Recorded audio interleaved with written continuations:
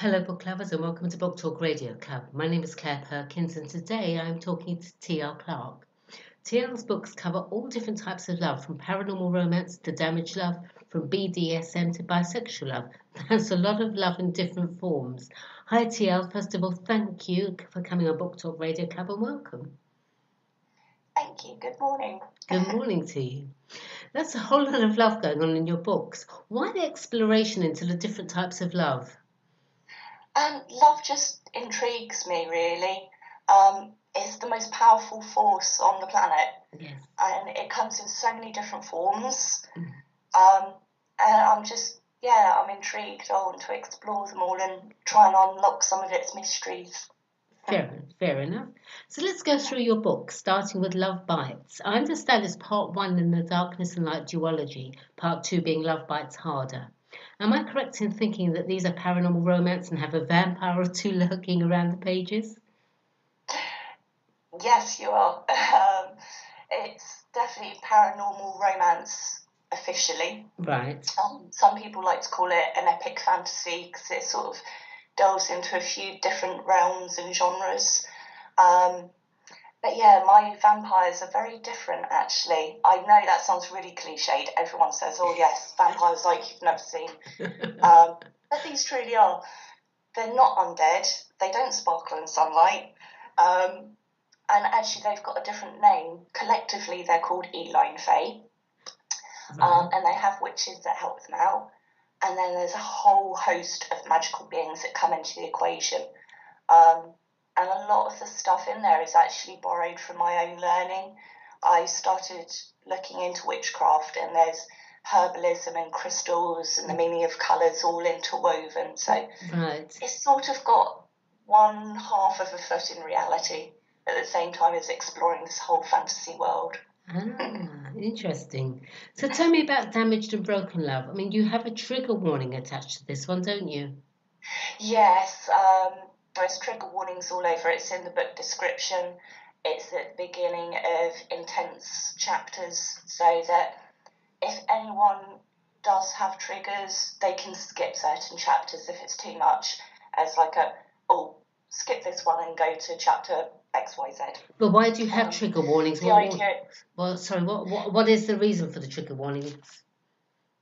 Because it covers child sex abuse. Right. It's about a survivor. And the idea of the book was to help survivors and not traumatise them further. It's to give them hope. Because going through something like that, you can feel isolated and alone, somehow like it's your fault, which is completely not the case. Right. And you can feel so damaged that you think, I'm never going to be able to trust anyone again. I'm never going to be able to find love. But actually you can. It takes a lot of work, but there is so much help out there now. Yeah. I just want to encourage people to speak up. And I'm so pleased things like the Me Too campaign are out there now. No, it's a good reason to write a book, especially to help people. It's always a good reason, but for that subject, definitely. Yeah. In Rekindle Love, we joined Sophie just in time for her first experience. But she gets torn away from her first love. The book follows Sophie through her marriage, births, and finally her death. How caught up do you get in your character's experience? Well, emotionally, that is. Really, in all honesty, I really get into the books. My husband sees me crying sometimes, and it's like, what's wrong? It's like, oh, the scene. It's like, if you don't like it, change it. It's like, no, but it's not that. They have to go through this journey, but oh my God, it's so sad. I do. There's one scene in particular, actually, in Rekindled Love, really had me crying. It's really, again, it's another cliche. It is an emotional roller coaster. It goes through hatches, matches, and dispatches in Sophie's life. That, there's all these events, but there's happy things as well. So you do get to laugh as well as cry. I think the fact that you get so caught up is a sign of a good author, a sign of a good writer. And if you're not going to get caught up in your own books when you're writing them, what's the point in writing? Well, that's it, and I think it comes out actually when readers do read the book. They feel that emotion that's gone into it. Young's love is about Samantha, who is in a controlled marriage that just keeps getting worse, and at breaking point decides to visit Tuscany on a couple's holiday. Poor Samantha. Does she find herself in love? Isn't that supposed to happen on holiday? Um, Actually, that trip to Tuscany is a real eye opener for her. I'm trying to be careful not to give away any spoilers, but Sure. it does bring her to crisis point, bless her. It's that moment she realises, oh my God, that's just how bad my marriage is. There is no turning back. This is beyond repair. Right. So then she goes on to have varying success on dates, bless her. Mm. But at least she gets some gelato in the Italian sun. Well, that's more important than anything, isn't it? You can't miss out on gelato. Talking about fun in the sun. Oh, absolutely. Talking about fun in the sun, we then have mild admin by day, wild clubber at night, Amanda, who gets up to all sorts in Ibiza in True's love. Without giving away too much, of course, what on earth does Amanda get up to in Ibiza? Dare I ask? I'm not sure you dare ask, actually. It's my most erotic book, which is really weird considering I've written a BDSM one as well. But yeah, it definitely gets steamy out there. Mm. But yeah, bless her, she starts the book. She's a good time girl and she's intent on finding these one night stands, and that's all she's capable of emotionally. Mm. But really behind it all, there's a huge vulnerability to her. So when she actually goes out looking for fun in the sun with her girlfriend out to Ibiza, that's all she's looking for. But then there's this really gorgeous bodyguard comes and saves her. And he opens her eyes, and it's that point of, oh, can I break down my barriers? Can I let him in? But then there's danger lurking around the corner, so he may or may not survive that. Right. And finally, we have Dark Love, an engaging read, although dark and provocative, which is the story of Jonathan, a male submissive, and Mistress Eigengrau. Did I say that right?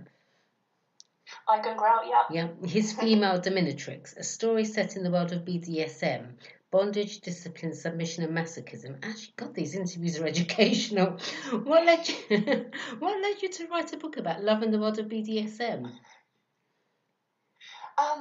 In a word, my friends, I'd already written a couple of romance books at that point, and my friends kept asking me, when are you going to write a 50 Shades one?